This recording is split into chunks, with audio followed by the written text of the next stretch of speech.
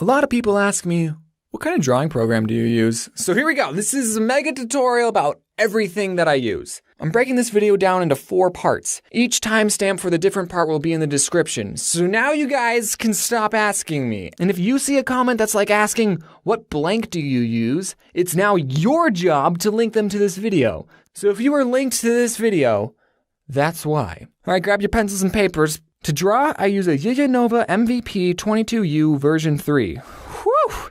And it's a little pricey, but not nearly as pricey as a Cintiq. I would really recommend it if you prefer drawing monitors over tablets and you want to stay in a budget. Some people complain that the pen uses batteries, and I was a little worried about it too, but it only needs 1 AAA, and the pen itself is already light, and I think the battery gives it a good weight to it. I mean, it is kind of annoying. Sometimes you'll go to draw in the morning, and it's just not working, so then you restart the computer, it's still not working, and you're like, oh, it's the battery. And this thing actually broke when I first moved. And I contacted the people who made it, the Panda City, and they repaired it for free, so A+, thanks guys. One thing I will complain about is that the pressure sensitivity is a little bad. It always thinks you're pressing very lightly with the pen, and to get the thick lines you need to press really hard. And I personally don't like pressing that hard. So I just had to change some settings in Psy, and then we were good to go. And also I use a smudge guard glove. I got 2 fingers, left-handed, because I'm actually left-handed. If you're drawing on a screen, then it really helps. I cannot draw without that glove. And I don't have a fancy computer. I don't know what brand it is, so hopefully yours is fine.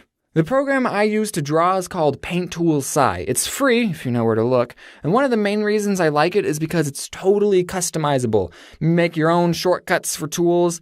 It also has a stabilizer, and that really helps when you're drawing, especially when you're first starting out. The stabilizer makes the line you're drawing fall behind your pen, so it makes your lines smoother. One thing I will say about this program is that it was not made for cartoons, but more artsy, legit style pictures. There's not even a text tool in the program, so I have to print the screen on a Word document and copy and paste it in.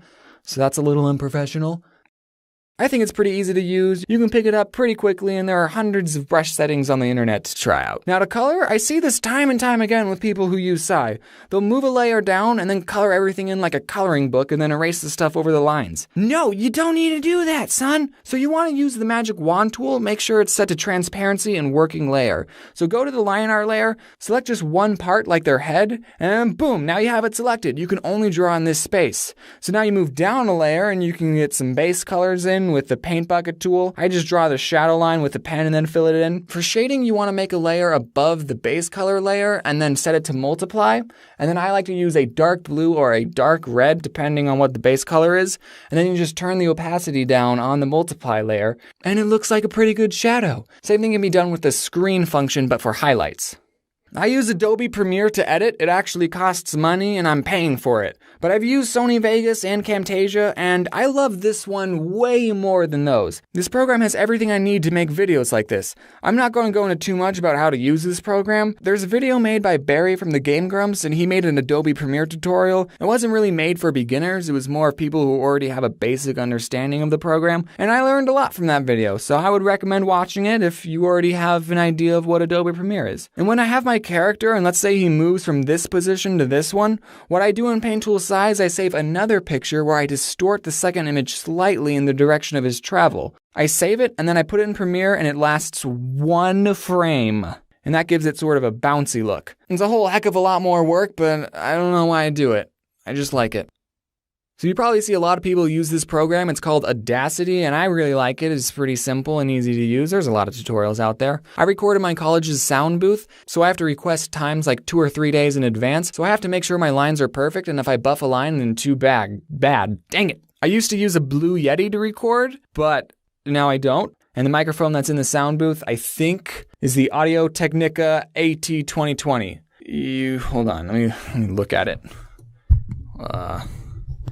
Yeah, it says Audio-Technica on it, and it says AT2020. I think it's the same one that Game Theory uses, so that's pretty cool. And for headphones, I use the Synthesizer HD 2080 Pro.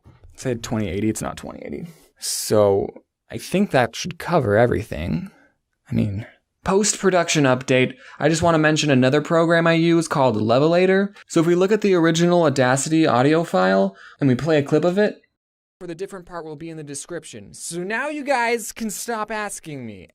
It's actually kind of quiet, but that's okay because that means the screams are at a normal level and we can fix the talking. So what we do is we export this as a WAV file. I'll just call this part 2. And we want to use this program called a levelator. This thing will raise the levels of the quiets without raising the levels of the highs. So that means the talking will be at the same level as the screams. So we just drag the WAV files in here and then it loads up and just poops it out. So now if we put this into Adobe Premiere and we play a clip of it, the different part will be in the description. So now you guys can stop asking me. And if you remember, that was kind of the loud part, but now all the talking, they all sound the same. And that's because of levelator. That means the talking is the same level as the screams. So, it's not all over the place. And also you want the levels to be around -6. -6 is like the best. This is, if you watch that's it, like asking what it's around blank -6. do you... I just wanted to tell you about levelator. It's really good, makes you sound better. So There's like foam in this sound booth. So, I mean, if you want to record, you could get some acoustic foam. You may think that's excessive, but it's worth it. So that should be everything. Hope you like it. So now you can stop asking me.